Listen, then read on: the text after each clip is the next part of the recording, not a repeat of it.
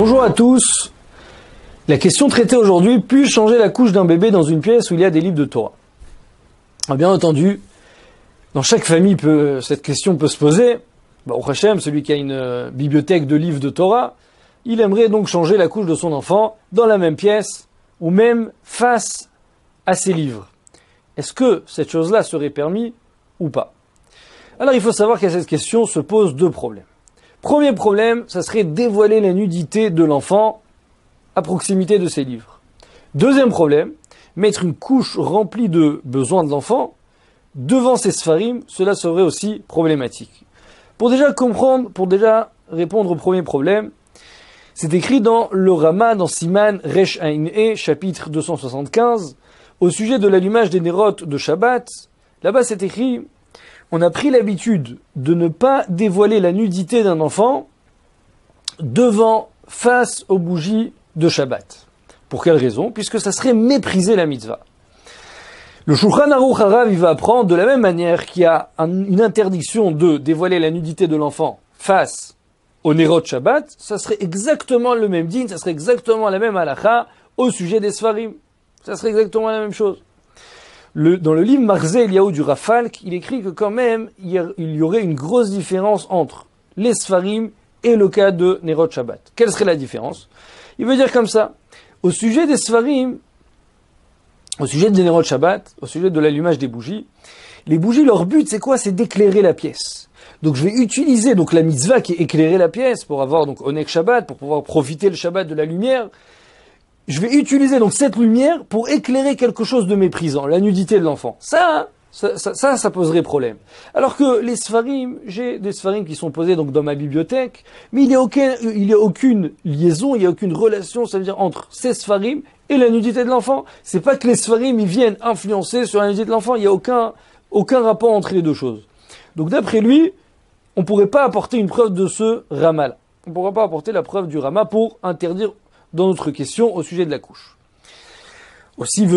Deuxième chose aussi qui veut peut-être différencier entre le cas de la couche et le cas des Sfarim, c'est que le cas de la couche, c'est seulement temporaire, je reste là-bas quelques minutes. Alors que dans le cas du Rama, on pourrait parler d'un enfant qui se balade dans la pièce toute la soirée de Shabbat. Maintenant, pour passer au deuxième problème, mettre une couche remplie de besoins à côté des Sfarim. Alors, à cela, c'est écrit dans le Mishnah Berurah, c'est écrit dans Siman Mem, chapitre 40, c'est écrit que c'est interdit de faire ses besoins à côté des Sfarim. Il y a une interdiction de faire ses besoins à côté des Sfarim. Donc apparemment, la même chose ici. J'amène cette couche remplie à côté des Sfarim, ça serait exactement le même interdit. Dans le livre Marzeh Eliyahu, il voudrait rapporter plusieurs possibilités de pouvoir quand même permettre.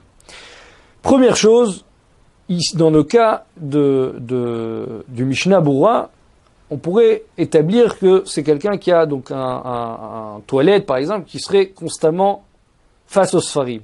Alors que dans notre cas, c'est seulement, comme on l'a dit, temporaire, ça prendrait quelques minutes à changer la couche de l'enfant.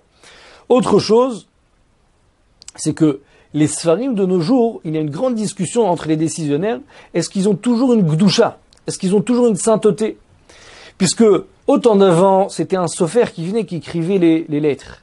Donc, il faisait descendre une gdusha, il inculquait dans les livres une certaine sainteté, une certaine gdusha. Alors que de nos jours, tous les livres, ils sont seulement imprimés, c'est des machines qui impriment les livres. Donc, d'après le Marzeh, d'après certains décisionnaires, dans nos livres, il n'y aurait plus de gdusha, plus de sainteté. Autre chose, la couverture des livres, elle serait peut-être considérée comme une limite entre ce qui est écrit à l'intérieur, donc le livre lui-même, et l'extérieur. Donc, en associant toutes ces raisons-là, il voudrait dire que peut-être ça pourrait être éventuellement permis de changer la couche à côté des Sfarim. Pour conclure, il rapporte quand même une dernière chose très importante. Donc, on reprend la question: changer la couche d'un bébé dans une pièce où il y a des livres de Torah. Alors on a dit, d'après lui, d'après le Marzeh Eliyahu, ça pourrait peut-être être permis. D'après beaucoup de décisionnaires, il faut quand même éviter de faire une chose pareille. Le Marzeh Eliyahu, il rapporte une précision très importante. Il veut dire que des fois, par exemple, il y a chez certaines personnes, ils ont par exemple dans leur salle à manger une très grande bibliothèque. Vous rentrez dans la salle à manger, la première chose que vous observez, la première chose qui vous marque, c'est la bibliothèque. Vous avez peut-être même l'impression de vous retrouver dans un Beth Midrash, dans une synagogue. Alors dans un endroit pareil, même si d'après la halakha on pourrait peut-être permettre, il y a un problème qui s'appelle le passouk qui veut dire Kidvar Hashem Bazad, de venir prendre les paroles d'Hachem et les mépriser.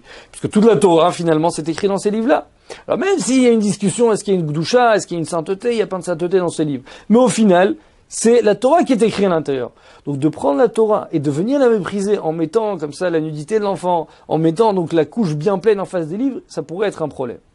Mais dans une pièce où il n'y a pas beaucoup de livres, il n'y a pas beaucoup de sfarim, dans un cas pareil, d'après le Marzeh Eliyahu, cela serait autorisé. Comme je vous ai précisé, d'après beaucoup de décisionnaires, il faut quand même éviter. Le mieux à faire, c'est d'éviter, de ne pas rentrer dans un problème pareil. Encore une fois, quelqu'un qui se trouverait dans une situation compliquée, des fois c'est vrai que c'est difficile de prendre l'enfant, ou simplement le Shabbat, la lumière elle est seulement dans la salle à manger, ça serait difficile de prendre l'enfant, de le déplacer, de l'amener ailleurs. Alors, on aurait sur qui se reposer de changer la couche. Bien entendu, le mieux à faire, c'est d'éviter de faire face au livre, de faire un peu sur le côté, et comme on l'a précisé, de faire en sorte que ce ne soit pas dans une pièce où il y a beaucoup de sfarim. Bracha v'atzlacha, à très bientôt.